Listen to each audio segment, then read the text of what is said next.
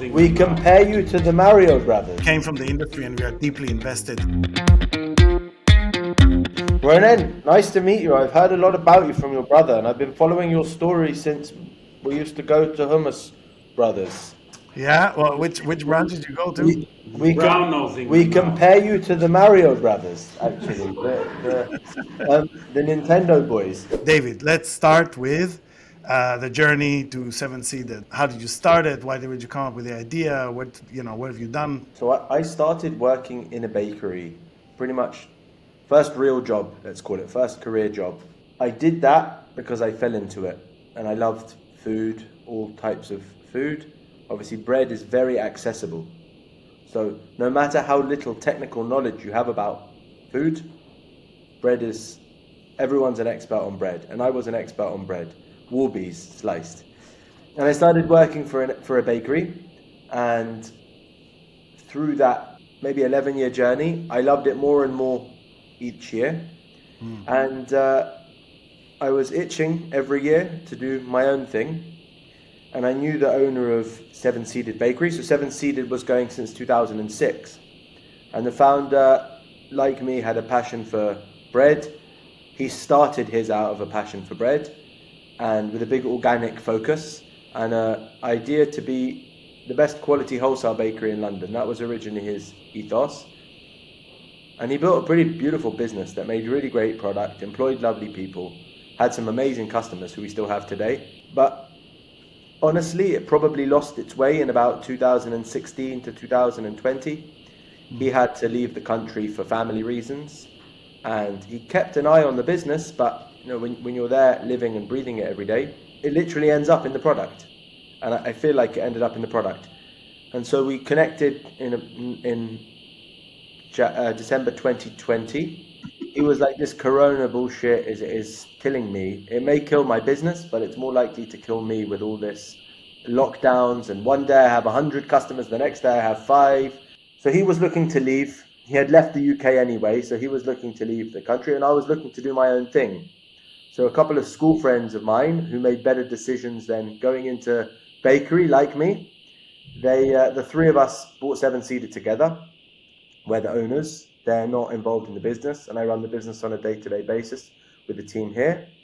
And it's been a beautiful few years so far. He had this great vision for the company. When he left, the impetus to keep being better stopped. So when we came in, we just re-injected some of that love for product, love for customers, tried to be a better wholesale supplier. And our goal, there's amazing bakeries out there, by the way. There's so many amazing bakeries. I think actually everyone's doing it well. And I know how difficult it is. We just wanted to be the best wholesale bakery. And we just want to be the best quality wholesale bakery. That's our vision. I'm not saying we'll never have a shop or we'll never sell to the consumer. We might, but the goal is to work with chefs and hospitality people and restaurant owners and people who face the everyday challenge of food to be their partner bakery with the best quality breads, pastries, cakes. It's a completely different business to deliver first thing in the morning, what's on the delivery note, the right quantity, the right quality. So we just turned the spark on. And in that time, we've fortunately been able to find a much more beautiful, bigger site. So we grew from around 5,000 square feet bakery, which I took over, to a 30,000 square feet bakery, which is like just recently. Just recently. For context, it's like going from a moped to a Arctic van.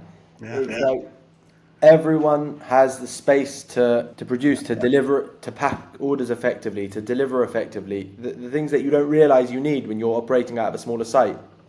And it's given us lots of legroom to grow.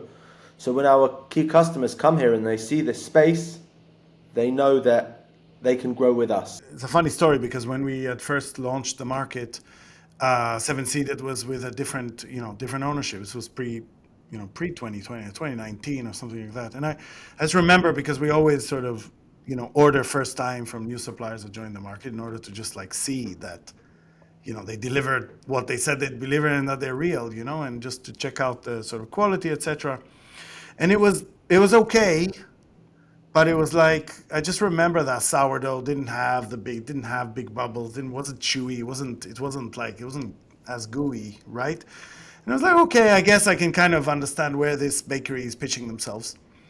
And then a year or so later, 2021, when you guys when you really were up to speed and running it even in the small bakery still, we had another order for you guys over here, and it was just like totally different. Like there was the bubbles were like the size of a fist. It was gooey. The pastries were. I mean, the croissant in particular was just crumbly, etc. And I was like, it was very, very obvious that something had matured there. And I guess it just speaks to how much passion goes into making bread. There's something very maternal about bread. I don't know, something like Yeah, yeah. something very warming in the stomach. You know what I mean? Some of our guys would say paternal, but Paternal, okay. it's also like a parental instinct of looking after that mother dough and looking after the bread with care and the pastry with care.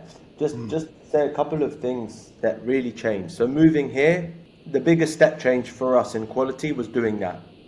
So you don't realize that in a older equipment and space, you're compromising. You don't think you are because everything works. But the pop you get from that consistent expensive oven or the consistent proving through a tunnel prover or even a new equipment that you don't necessarily want to invest in once you've been somewhere for a long time, immediately I would say our quality went up by 15%. And we were working so hard on important things like processing and development and changing flour and softening the water, hardening the water, all these technical things. We threw all that up.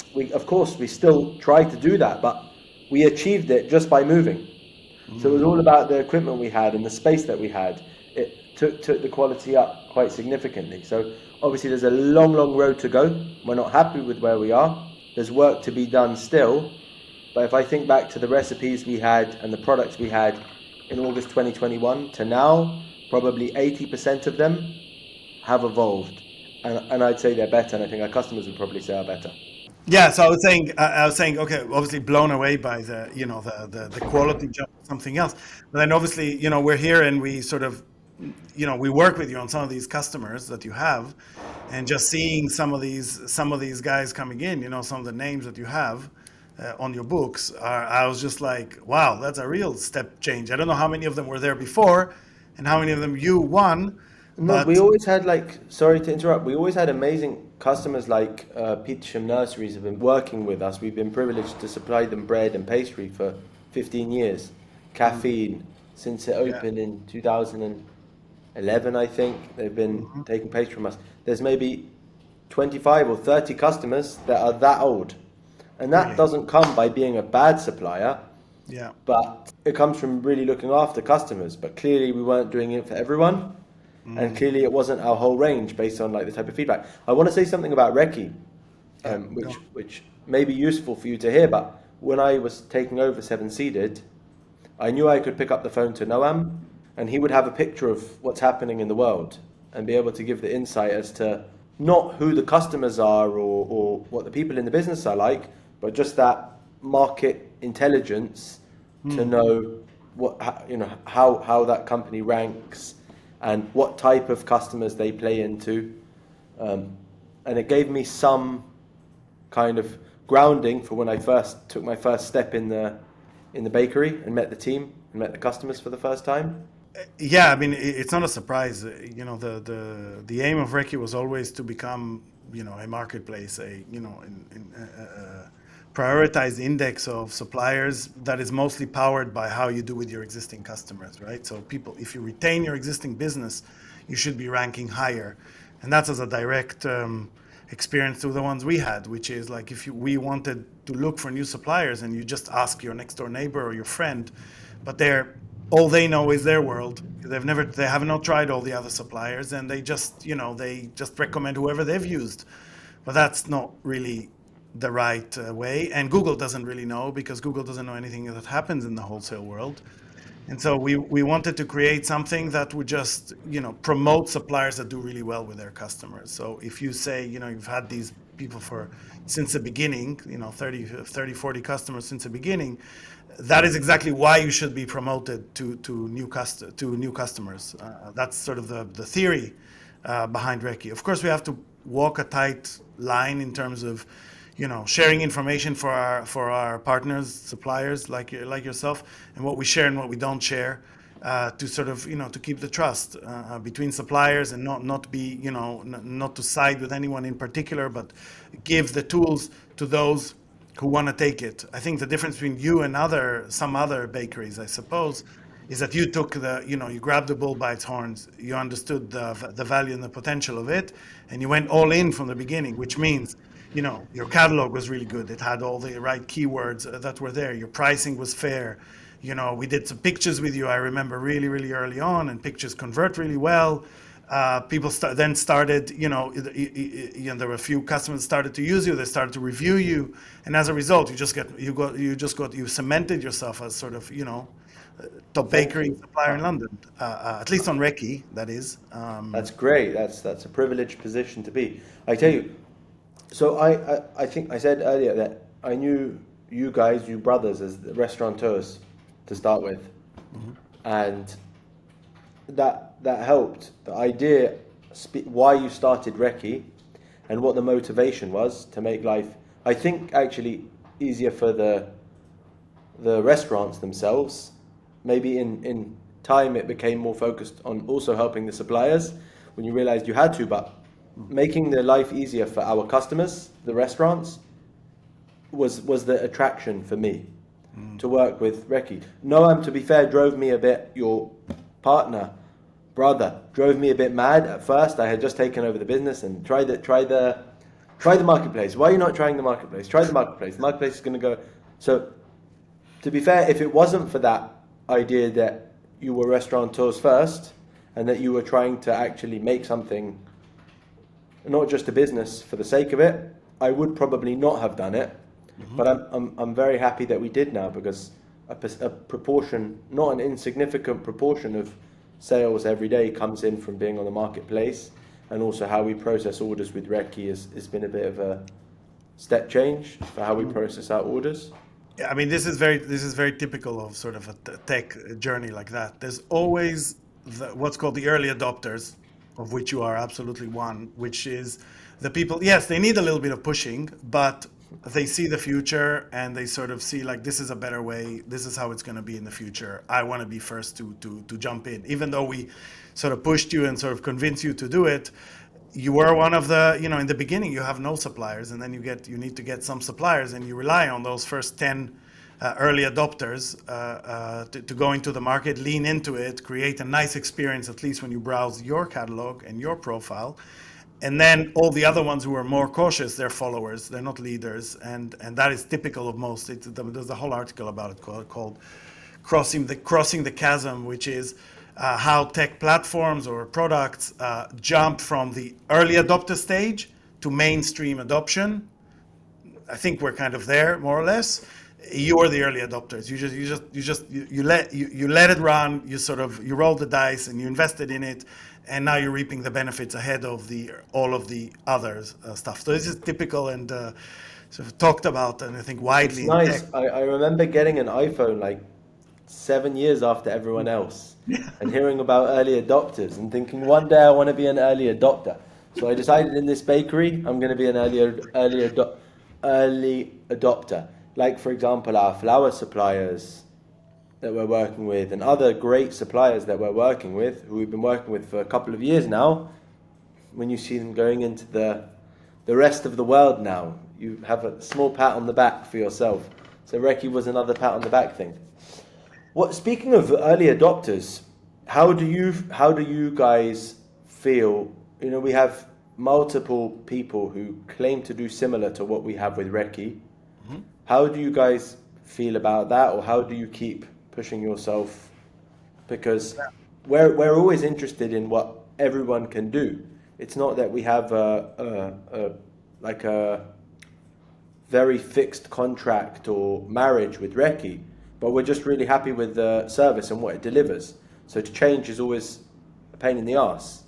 Once you're really happy with something, But there's people who are coming, there's like a few companies, I think, who are coming and trying to offer the same services. Yeah, look, competition is first of all, it's a great, it's a great honor to be sort of followed. We started this in 2015. Was the app was already being used by one or two people. 2016 properly started the company. There's one core value that we keep saying, which is, we run our own race, and that is really, we do live that. We do run our own race. In other words, yes, other people came sort of 2018 or so, 2019. Some people started to do similar things to what we do.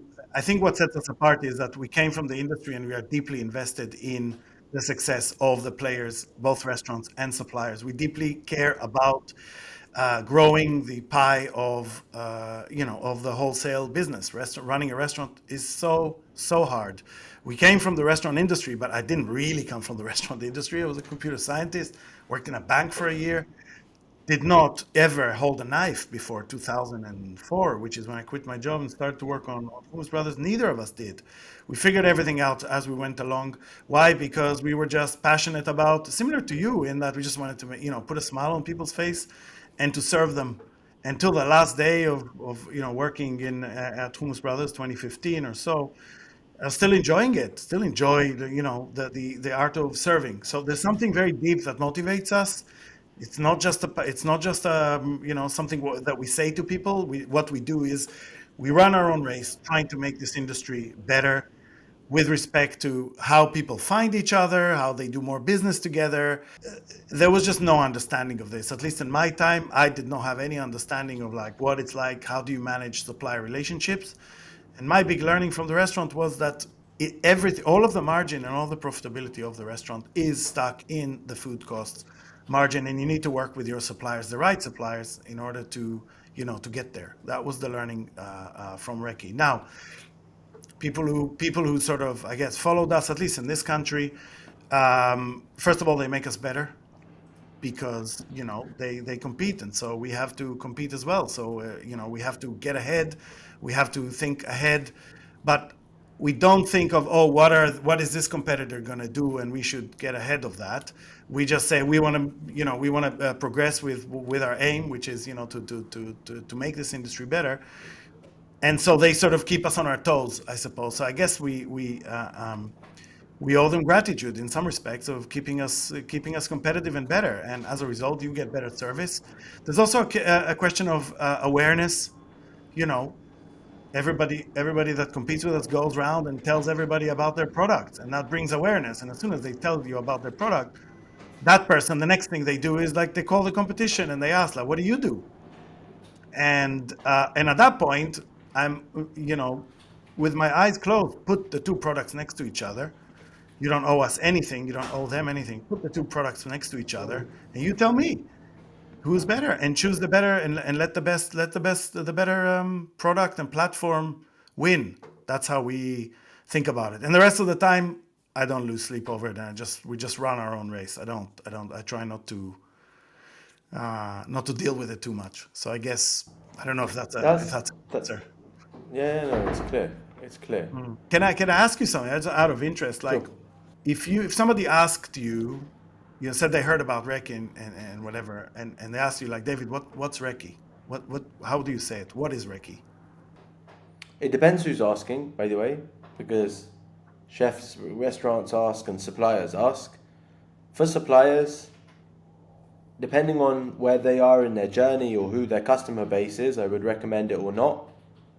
Where's REKKI been kind of transformative for us, or very, very significant adding value, is finding independent customers for us and helping independent customers find us. Now, we definitely want to continue to work with owner-operated businesses. It's actually a huge motivation for us to work with, I don't even want to say smaller, because some of them are big customers of ours, but family-run businesses or owner-run businesses where there's a huge passion for what they sell, whether it's trying to make the best coffee with the best pastries or the best quality milk.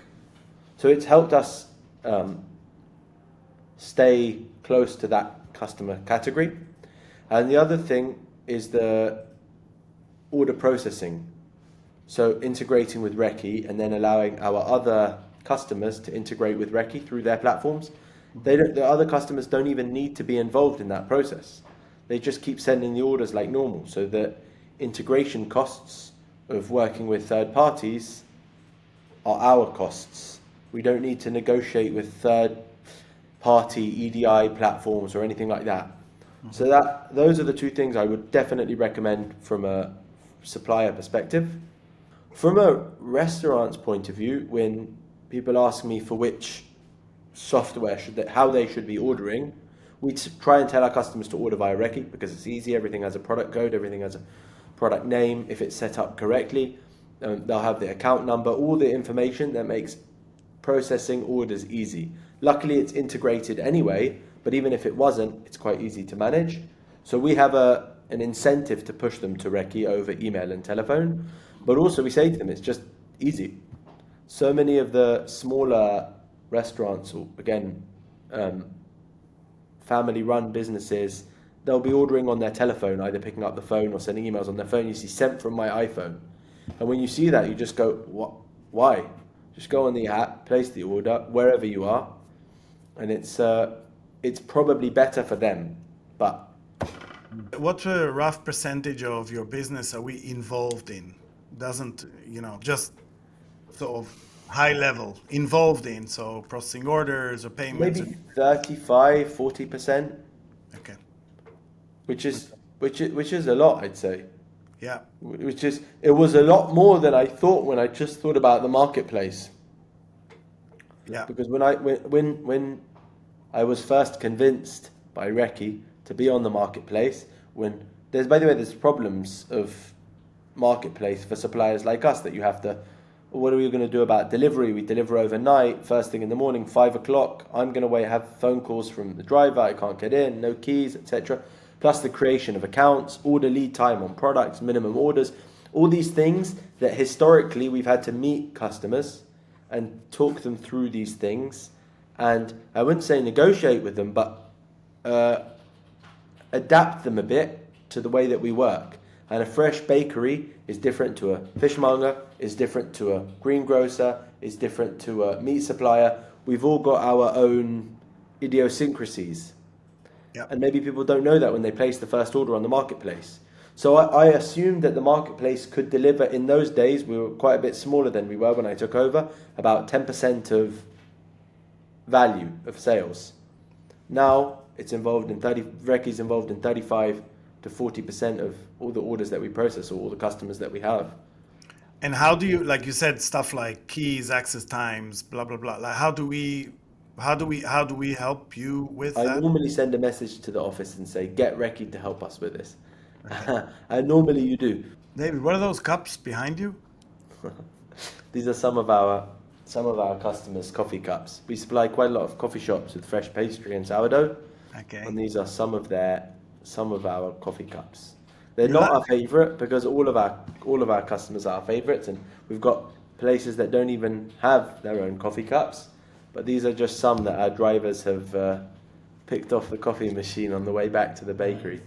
You must love walking into one of these like cafes and just like, sitting there having a coffee, trying like one of your pastries and just seeing.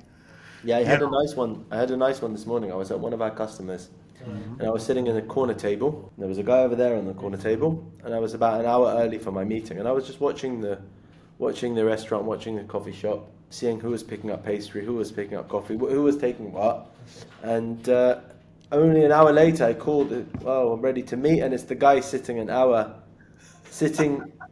the other corner doing the same for his restaurant. Right. So I love it.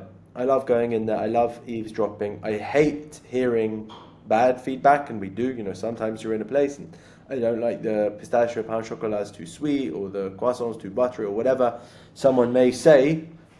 You hear that, but that's part of life, to try and take all of that feedback that you get, work out which ones are the majority or the strong enough to do something about it, and then act on it. For example, at the moment we're working where viennoiserie is big for us. It's a big part of our overall sales mix, but we're working on how we can push Take that it. up a notch to basically continue to be the best.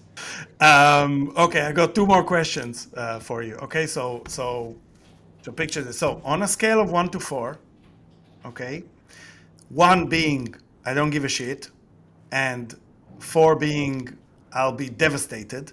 What would you do if if REKKI disappeared tomorrow? Number 1 being I don't give a shit. Two being The I first thing I care. would say is a scale of 1 to 4 I've never come across before, so it's stressing Okay. me out. There Okay. should be a scale of 1 to 10 or 1 to 100. Um, I've got my reason. So I, one is I don't give a shit, and 4 is devastated. so I think it would definitely be 4 because we've invested a lot of time in REKKI, and we I just told you that 30 to 40% of our business engages with REKKI. So Okay.